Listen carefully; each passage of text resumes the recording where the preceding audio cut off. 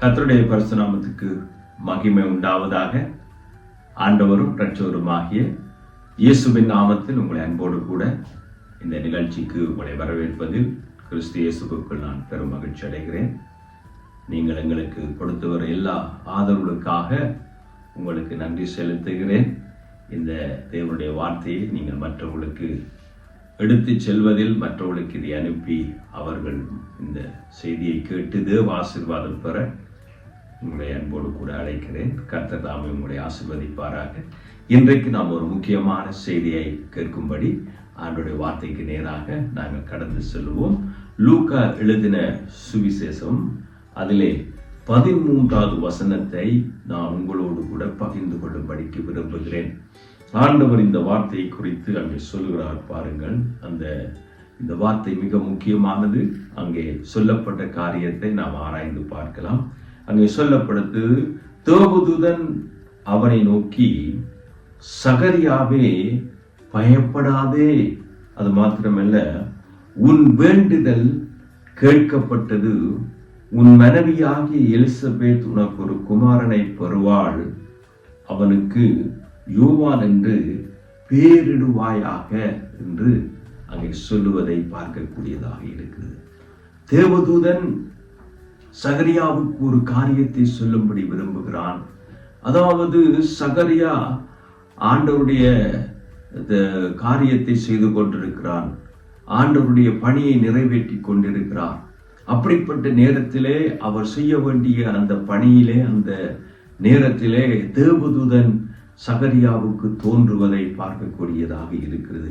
அங்கே பார்க்கிற பொழுது தேவதூதன் அவனை நோக்கி, சகரியாவே பயப்படாதே என்று சொல்லுகிறதை பார்க்கக்கூடியதாக இருக்கிறது. அன்பானவர்களே, சகரியா ஊழியம் செய்து கொண்டிருக்கின்ற அந்த சமயத்திலே ஒரு தேவதூதன் திடீரென்று தோன்றினது பொழுது அவன் பயப்படக்கூடிய ஒரு சூழ்நிலை அங்கே காணப்பட்டவன் கலங்கி போனான், பயந்து போனான்.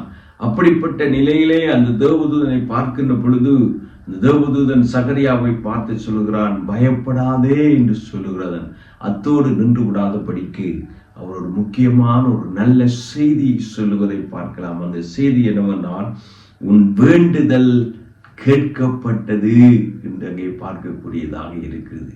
சகரியா மிகவும் கர்த்தருக்கு பயந்தவனாக இருந்தான்.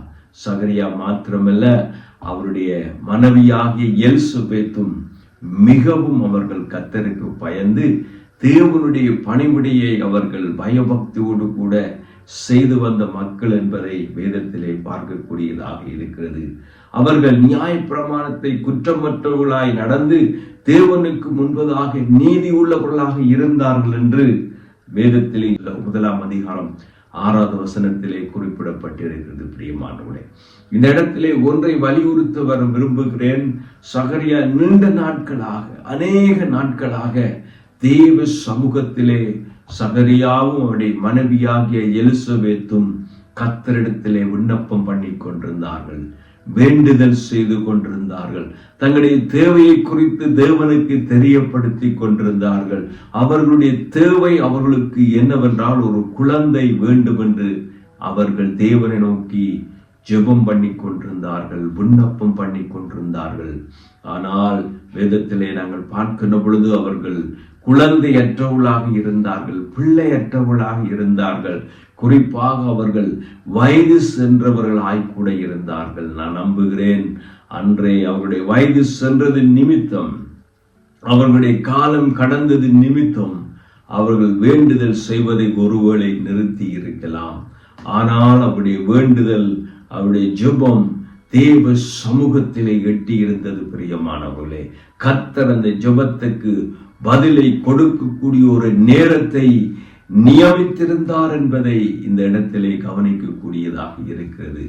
ஆண்டவர் தக்க நேரத்திலே, தக்க சமயத்திலே எப்பொழுது அந்த வேண்டுதலுக்கு பதில் கொடுக்க வேண்டும் என்பதை தேவன் நன்றாகவே அறிந்திருந்தார். அவர் ஜெபம் பண்ணி கொண்டே இருந்தார்கள். ஆண்டவருக்கு முன்பதாக குற்றமற்றவர்களாக, பக்தி உள்ளவர்களாக, நீதி உள்ளவர்களாக தேவன் தங்களுக்கு கொடுத்த கடமைகளை, கட்டளைகளையும் நிறைவேற்றி கொண்டிருந்தார்கள். இவ்வளவு காலமும் அதிலே சோர்வடையாமல், குறைந்து போகாமல், குன்றி போகாமல் ஆண்டவருடைய காரியத்திலே அவர்கள் ஒழுக்கமுள்ள மனிதர்களாகவே வாழ்ந்து வந்ததாக வேதத்தை வாசிக்கும் பொழுது தெரிகிறது. ஆண்டவர் மீது எந்த குறையும் சொல்லாமல், தேவன் மீது எந்த குற்றத்தையும் சாட்டாமல், ஏன் இந்த காரியங்களை நான் கடைபிடிக்க வேண்டும், ஏன் அவருக்கு உண்மையாக இருக்க வேண்டும், ஏன் தேவனுக்கு முன்பதாக நான் உத்தமனாக வாழ வேண்டும் என்ற கேள்விகள் கேட்காமல் ஆண்டவரை அவர்கள் பின்பற்றி கொண்டே வந்தார்கள் என்பதை வேதத்தை வாசிக்கின்ற பொழுது நமக்கு தெரிகிறது. ஏனென்றால் இந்த வேதம் சொல்லுகிறது, அவர்கள் இருவரும் கர்த்தரிட்ட சகல கற்பனைகளின் படியும் நியமங்களின் படியையும் குற்றமற்றவர்களாய் நடந்து தேவனுக்கு முன்பாக நீதியுள்ளவர்களாய் இருந்தார்கள் என்று லூக்கா 1 அதிகாரம் 6வது வசனத்திலே இவர்களை குறித்து இந்த வேத வார்த்தை அருமையான ஒரு சாட்சியை நமக்கு முன்பதாக வைக்கிறது. பிரியமானவர்களே, இந்த வசனத்தை, இந்த செய்தியை கேட்டுக்கொண்டிருக்க அருமையான சகோதரி சகோதரியே, இந்த இடத்திலே ஒன்றை நான் உங்களுக்கு சொல்லும்படிக்கு விரும்புகிறேன். உங்கள் வேண்டுதல் கேட்கப்பட்டது, உங்கள் ஜெபங்கள் கேட்கப்பட்டது, உங்கள் விண்ணப்பங்கள் கேட்கப்பட்டது. ஆண்டவர் தக்க சமயத்திலே ஏற்ற வேளைகளிலே அவர் பதிலை கொடுப்பதற்கு தேவன் உண்மை உள்ளவராக இருக்கிறார். காலங்களும் சமயங்களும் நேரங்களும் வாய்க்காவிட்டாலும் கர்த்தருடைய நேரத்திலே அவர் செய்வது யாராலும் தடை செய்ய முடியாது. பிரியமானவர்களே, என்னை கேட்டுக்கொண்டிருக்கிற அருமையான என் அன்பு சகோதரி சகோதரி, நீங்கள் சோர்ந்து போயிருக்கிறீர்களோ, நீங்கள் விண்ணப்பம் பண்ணி ஜெபம் பண்ணி என் ஜெபத்துக்கு பதில் இல்லை, என் சத்தத்துக்கு பதில் இல்லை, என் கூப்பிடுதலுக்கு பதில் இல்லை என்ற ஒருவேளை நீங்கள் சோர்ந்து போய் ஜெபிக்காமல் கூப்பிடாமல் விட்டிருக்கலாம். இந்த செய்தியை கேட்டுக்கொண்டிருக்கிற அருமையான சகோதரனே சகோதரியே, உங்களை பார்த்து ஆண்டுடைய வேத வார்த்தை சொல்லுகிறது, உன் வேண்டுதல் கேட்கப்பட்டது. அந்த வேண்டுதலை ஆண்டவர் தக்க சமயத்திலே உங்கள் கரங்களிலே கொண்டு வருவதற்கு தேவன் உண்மை உள்ள தேவனாக இருக்கிறார். எலிசபெத்தும் இந்த சகரியாவும் தேவனிடத்திலே ஜெபம் பண்ணி கொண்டிருந்தார்கள், விண்ணப்பம் பண்ணினார்கள், வேண்டுதல் கேட்டார்கள். அது மாத்திரமல்ல, அவரை சுற்றி இருந்த ஜனங்கள், அவர்களுடைய குடும்பத்தார், அவருடைய உறவினர்கள், அவருடைய ஊழியக்காரர்கள், அவருடைய சுற்றவட்டத்தார், அவரை சூழ்ந்தவர்கள் அவருக்கு ஒருவேளை இந்த சகரியாவுக்கும் இந்த எலிசபேத்துக்கும் பல மன அழுத்தங்களை கொடுத்திருக்க கூடும்.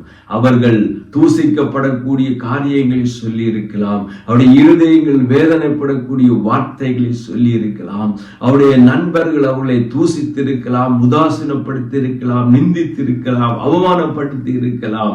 ஆனாலும் அவைகள் மத்தியிலும் கர்த்தரிட்ட கற்பனைகளை அவர்கள் கை கொண்டு வந்தார்கள்.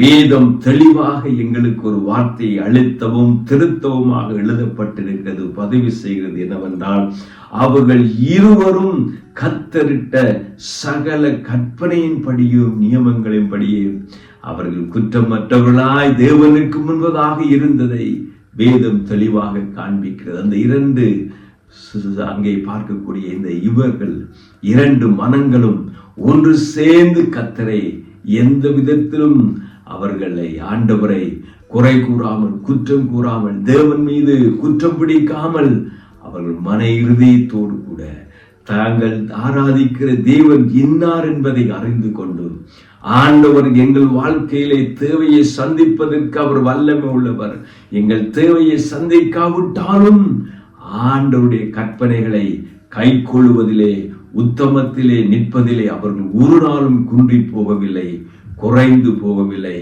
தேவனை அவருடைய இருதயத்திலே குறைவாக மதிப்பிடவில்லை. குறிப்பாக தேவனை தேவனாகவே அவர்கள் பார்த்தார்கள். அவர் தேவனாக இருக்கிறார், அவர் ஆண்டவராக இருக்கிறார், அவர் சர்வ வல்லமுள்ள தேவனாக இருக்கிறார், அவர் பராக்கிரமசாலியாக இருக்கிறார் என்ற தேவனை குறித்து தெளிவான அறிவை பெற்ற மனிதர்களாக கர்த்தருடைய கற்பனைகளை கை கொண்டு வந்தார்கள் என்பதை இந்த இடத்திலே வலியுறுத்த விரும்புகிறேன். பிரியமானவர்களே, என்னை கேட்டுக்கொண்டு அருமையான சகோதரி சகோதரியே, நம்முடைய வாழ்க்கையிலே, உங்களுடைய வாழ்க்கையிலே நீங்கள் ஜெபித்த பல காரியங்கள் இன்று வரைக்கும் உங்கள் கைகளுக்கு வராமல் இருக்கலாம். இந்த செய்தியை கேட்டுக்கொண்டிருக்கிறவர்களே, ஆண்டவருடைய வேத வார்த்தையை கேளுங்கள். உங்கள் வேண்டுதல் கேட்கப்பட்டது. கர்த்தர் அற்புதமான பதிலை கொண்டுருவார், அதிசயமான பதிலை கொண்டுருவார், ஆச்சரியமான பதிலை கொண்டுருவார். தேவன் ஒரு விஷயத்தை உங்கள் மத்தியிலே தாமதிக்கிறார் என்றால் அது ஆச்சரியமாய் முடிய போகிறது, அது அற்புதமாக இருக்க போகிறது, அது அநேகருடைய கண்களுக்கு அதிசயமாக இருக்க போகிறது. தேவன் செய்வதை ஒரு நாளும் அவர் தடை பண்ணவே முடியாது.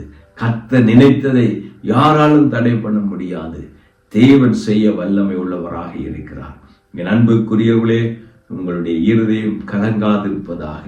இந்த வேத வார்த்தை சொல்வது, உன் வேண்டுதல் கேட்கப்பட்டது என்று சகரியாவுக்கு தேவதூதன் சொன்னதன்படி அவனுக்கு அருமையான ஒரு ஆண் குழந்தையை யோவானை பெற்றெடுக்க தேவன் கிருபை செய்தது போல ஏற்ற வேளையிலே ஆண்டவர் உங்களுடைய ஜெபத்துக்கு பதில் தருவார் என்ற நம்பிக்கையோடும் விசுவாசத்தோடும் அந்த வைராக்கியத்தோடு நாம் கர்த்தரை பின்பற்றி கொண்டே இருப்போம்.